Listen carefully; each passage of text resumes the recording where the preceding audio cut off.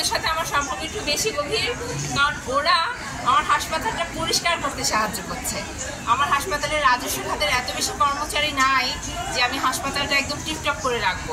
আমরা মূলত আমাদের কাজটা হচ্ছে পরিষ্কার পরিচ্ছন্ন নিয়ে কাজ করা এবং সেই সাথে আমাদের ডাস্টবিন ব্যবহারে যথার্থ মানুষকে সচেতন করা।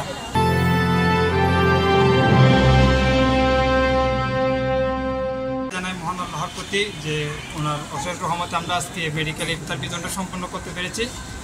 আমাদের বিডি ক্লিনিক কার্যক্রমটা শুরু হচ্ছে 2016 সাল থেকেই এবং আমাদের বলকালিতে আমাদের বিডি ক্লিনের যাত্রা শুরু হচ্ছে 2019 সালের 6 সেপ্টেম্বর থেকে।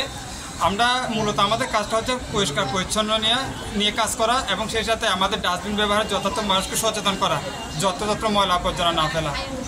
এর বাইরে আমরা বিডি ক্লিনিক শুধু পরিচ্ছন্ন নিয়ে আমরা কার্যক্রমের মধ্যে সীমাবদ্ধ নই, আমরা এখন বিভিন্ন দুর্যোগ মোকাবেলা, তারপর আমরা বিভিন্ন রমজান ইফতার বিতরণ কার্যক্রম নিয়ে আমরা কার্যক্রম করে আসছি।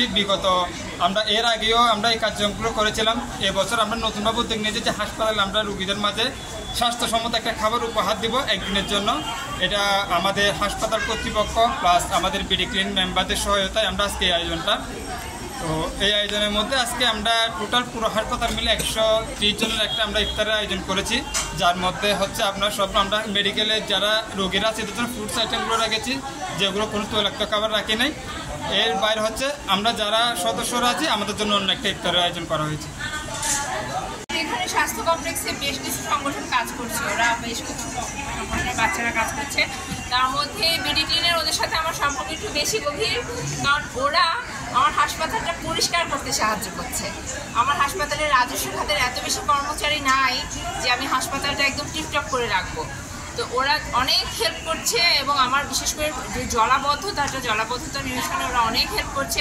আমি আসলে বিডি ক্লিনের ছেলেগুলোর কাছে অনেক কৃতজ্ঞ এবং ওদেরকে ধন্যবাদ জানাচ্ছি। ওরা এই যে আজকের উদ্যোগটা যে রোগীদের সবাইকে ইফতার করাচ্ছে, খুব সুন্দর উদ্যোগ। ওরা আমার সাথে বেশ কয়েকবার বসে আলোচনা করে ওরা ঠিক করেছে ওরা কী কী দেবে রোগীদেরকে। ওদেরকে সাধুবাদ জানাচ্ছি, ওদেরকে ধন্যবাদ, ওদের মা বাবাকে সালাম জানাচ্ছি।